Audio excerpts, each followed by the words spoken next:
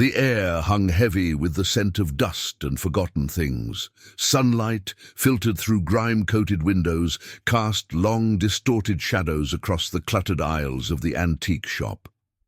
It was a place where time seemed to hold its breath, a sanctuary for relics of bygone eras, each whispering silent stories of lives lived and lost. Marcos, drawn by an almost magnetic pull, wandered through the labyrinth of forgotten treasures. He ran a hand across the smooth, worn surface of a mahogany dresser, imagining the countless hands that had touched it before his. A melancholic ache settled in his chest. It had been weeks since his grandfather's passing, weeks since their shared explorations of dusty shops like this one had ceased. His grandfather had possessed a unique ability to decipher the silent language of old objects, to unearth the echoes of the past they held within. Now, Marcos wandered alone, seeking a connection to that lost bond, a tangible link to the memories they had shared. His gaze fell upon a leather-bound photo album tucked away on a shelf, overflowing with yellowed books. Its cover, a deep, rich brown, was worn smooth at the edges, testament to years of handling. He carefully pulled it from the shelf, its weight surprisingly substantial in his hands. The leather felt cool and dry beneath his fingertips. He opened the album, revealing a collection of black and white photographs. They depicted ordinary people in ordinary settings, families posed stiffly for portraits, children playing in sun-drenched gardens, couples embracing beneath the shade of ancient trees. There was nothing immediately remarkable about them, nothing to suggest the unsettling journey they would soon take him on. He turned a page, then another, his eyes scanning the faces, searching for a familiar spark, a connection. Then he saw it.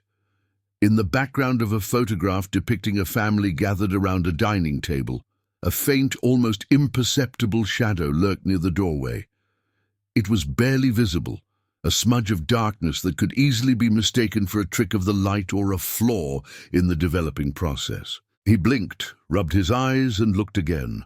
The shadow remained, vaguely humanoid in shape, yet indistinct, as if trying to hide just beyond the edge of the frame. He attributed it to a fault in the photograph, a double exposure perhaps, and with a shrug, decided to purchase the album.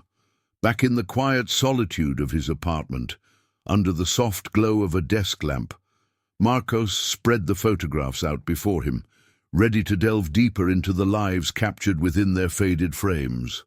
The quiet hum of the refrigerator was the only sound in Marcos's apartment as he meticulously examined each photograph. He laid them out on his desk, arranging them chronologically as best he could discern from the subject's clothing and hairstyles.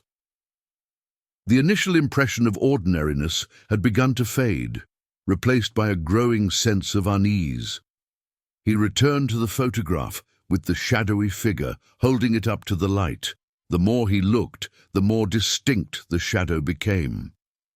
It was no longer just a smudge. It had taken on a more defined shape, the vague outline of a person, their heads slightly bowed as if observing the family at the table. A chill ran down his spine, despite the warmth of the room. He picked up another photograph, this one of two young children playing in a garden. He hadn't noticed it before, but in the background, partially obscured by a tree, the same shadowy figure was visible, this time slightly closer. He quickly scanned the remaining photos. In almost every one, the shadow was present, sometimes barely visible, other times more prominent, always lurking in the background, an unseen observer. A growing sense of dread settled over him. He felt as though he was intruding on something private, something he wasn't meant to see. He put the photographs down, his hands trembling slightly. He tried to rationalize what he was seeing. Perhaps it was a series of double exposures, a common error in old photography. But the consistency of the shadow, its presence in almost every photograph, defied any logical explanation. That night, Marcos's sleep was plagued by vivid, unsettling dreams. He dreamt of the people in the photographs, their faces now contorted in expressions of fear and anguish. The shadowy figure moved through the scenes of his dreams, no longer a blurred outline, but a distinct, malevolent presence. He would wake with a start, his heart pounding in his chest, the lingering feeling of dread clinging to him like a shroud. The line between the photographs and his dreams began to blur, the past bleeding into his present. The next morning, a book fell from his bookshelf with a loud thud, startling him. He looked around, but there was no draft, no apparent reason for it to have fallen. He dismissed it as a coincidence, but a nagging feeling of unease persisted. Later that evening, as he sat at his desk, again poring over the photographs, he heard a distinct creak from the kitchen, as if someone had stepped onto the old wooden floorboards. He froze, listening intently, but the silence returned, broken only by the frantic beating of his own heart. The unsettling events of the past few days had ignited a burning curiosity within Marcos, a need to understand the story behind the photographs and the shadowy figure that haunted them. He knew he couldn't simply ignore what he was seeing. The images had burrowed their way into his mind, their silent presence demanding an explanation. He began his research online, searching for any information related to the style of the photographs, the clothing worn by the subjects, anything that could provide a clue to their origin. He discovered that the photographs likely dated back to the early 1900s, based on the fashion and the photographic techniques used. This narrowed his search considerably. He then focused on local historical societies and online archives, searching for records of families who had lived in the area during that time period. After hours of fruitless searching, a name finally surfaced: the Hawthorne family.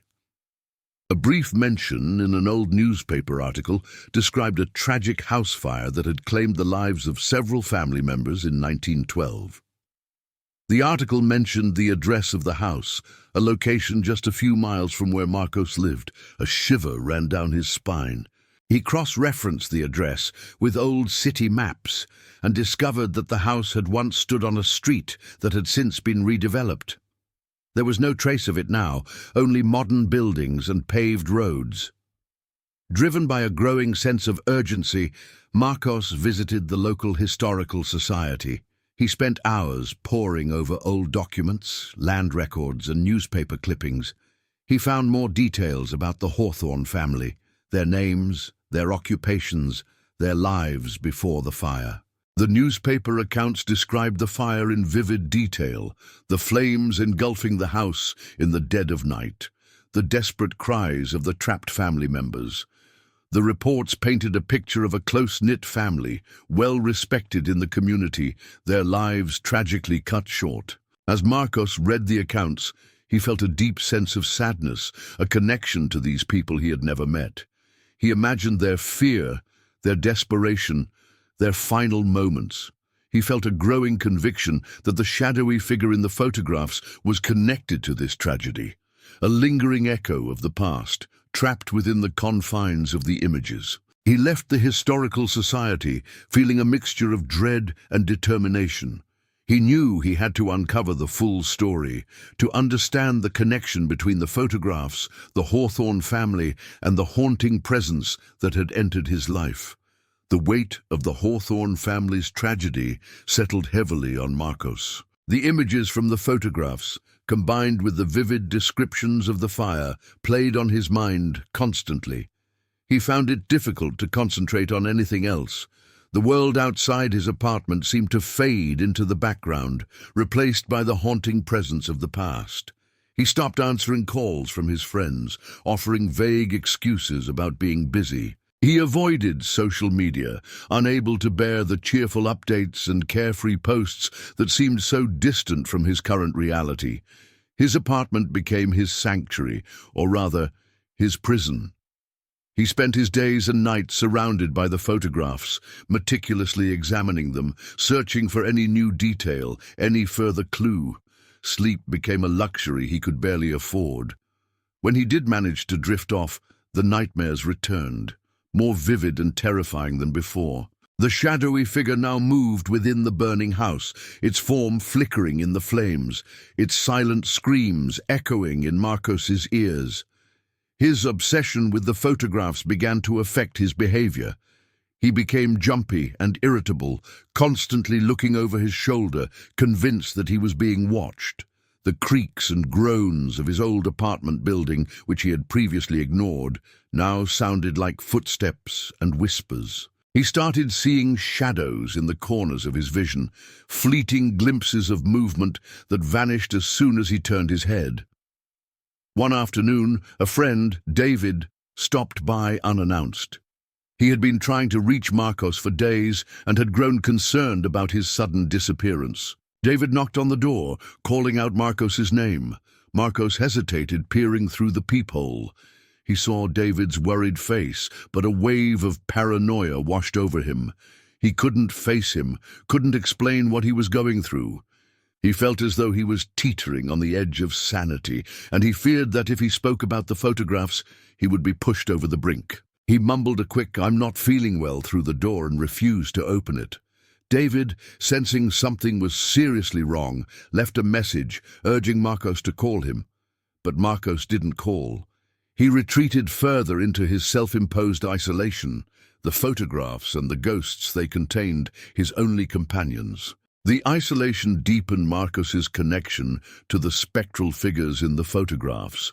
It was as if, by shutting out the outside world, he had opened a channel to something else, something beyond the veil of the living. He began to perceive more than just visual anomalies in the images. He felt a distinct shift in the atmosphere of his apartment whenever he focused on a particular photograph. A sudden drop in temperature, a faint scent of smoke, a whisper of sound that seemed to emanate from the very paper itself. He started to believe they were trying to communicate. He would sit for hours, staring at the faces in the photos, trying to decipher their expressions, to understand their silent pleas. He felt a growing empathy for them, a shared sense of loss and isolation. He too was grieving, trapped in his own world of sorrow, much like they seemed to be trapped within the confines of their faded images.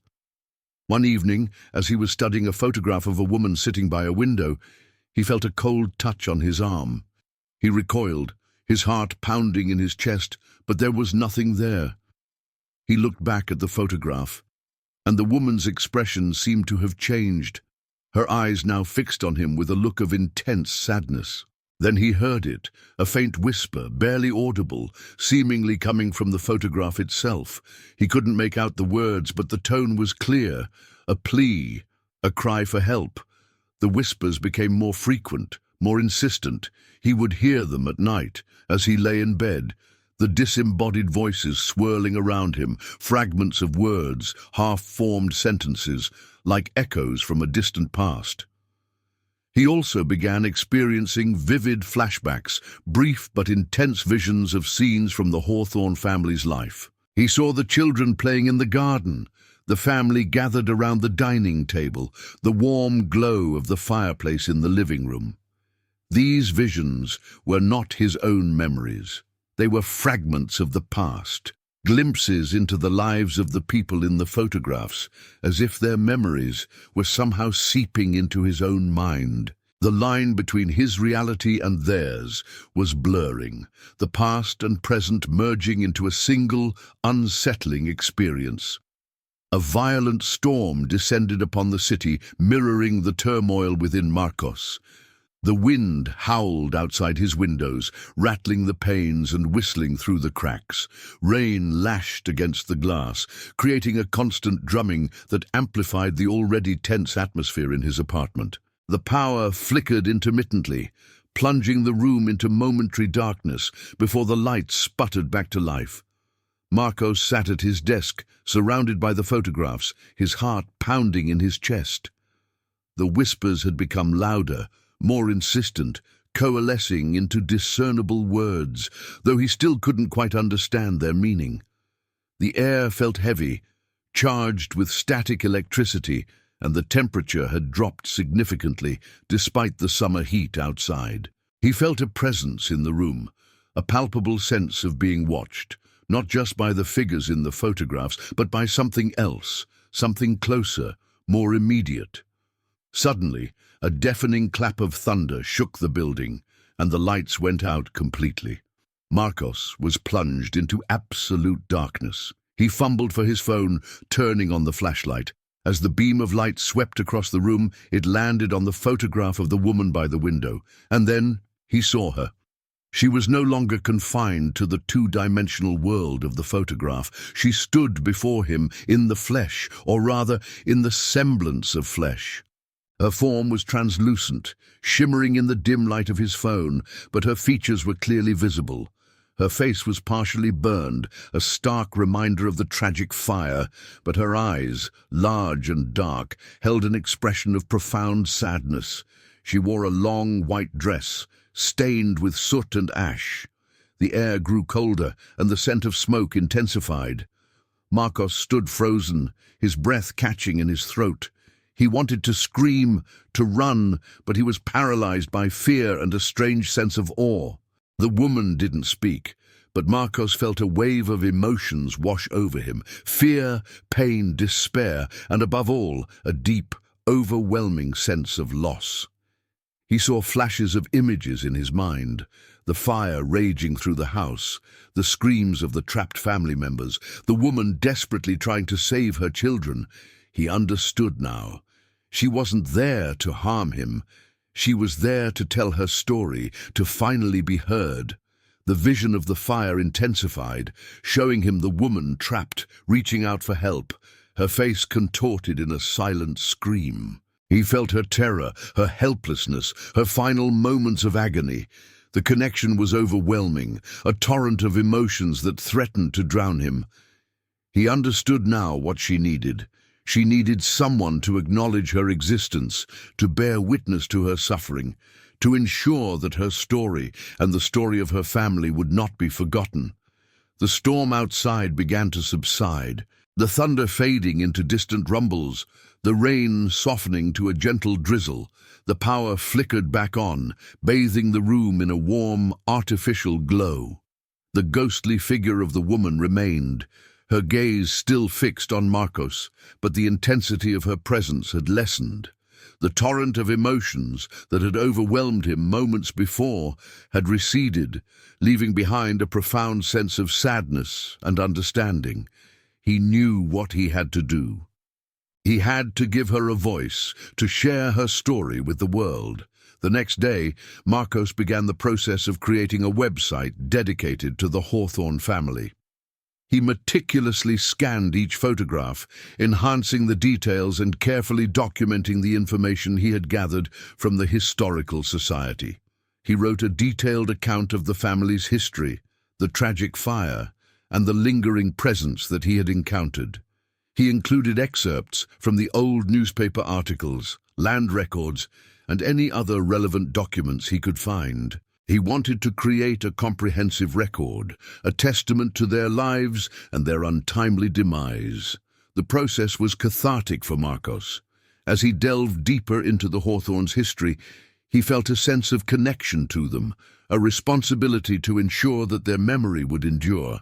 He spent days working on the website, pouring his heart and soul into the project. When it was finally finished, he felt a sense of accomplishment, a feeling that he had fulfilled a promise, not just to the ghostly woman, but to himself. He published the website, sharing it on local history forums and social media groups. He watched as the story began to spread, people commenting, sharing, and expressing their condolences for the Hawthorne family's tragic fate. As the story circulated online, a subtle shift occurred in Marcos's apartment. The oppressive atmosphere began to dissipate, the whispers faded into silence, and the feeling of being watched vanished. He looked at the photographs one last time. The shadowy figures were gone. The images were now just photographs, capturing a moment in time, a glimpse into the lives of a family long gone. The woman by the window was no longer staring at him with pleading eyes. She was simply a woman sitting by a window, bathed in the soft light of a bygone era. The weeks that followed brought a sense of peace to Marcus's life that he hadn't felt since his grandfather's passing. The weight of the Hawthorne family's tragedy, which had burdened him for so long, had finally lifted. He had given them a voice, and in doing so, he had found a way to process his own grief. The experience had changed him, deepening his understanding of the past and the enduring power of memory. He had learned that even in the face of unimaginable loss, stories could endure, and that by sharing those stories, we could keep the memory of those we have lost alive. He reconnected with his friends and family, explaining his absence with a newfound openness. He didn't go into great detail about the ghostly encounters, but he shared the story of the Hawthorne family and the website he had created. His friends were impressed by his dedication and the thoroughness of his research. They were relieved to see him back to his old self. The melancholic cloud that had hung over him finally dissipated. He returned to his passion for photography, but with a new perspective. He no longer simply captured images, he sought to capture stories, to find the hidden narratives within the world around him. He understood now that every object, every place held a history, a story waiting to be told. One afternoon, while browsing a different antique shop, he came across another old photo album. He picked it up, his fingers tracing the worn leather cover. He opened it, his eyes scanning the faces within. They were just ordinary people, captured in ordinary moments. There were no shadows lurking in the background, no ghostly figures staring back at him. He smiled, a genuine smile that reached his eyes. He closed the album gently and placed it back on the shelf. He had learned his lesson. He knew that the past could speak to us, but it was important to listen with respect and understanding, and to know when to let the echoes fade into the silence of time.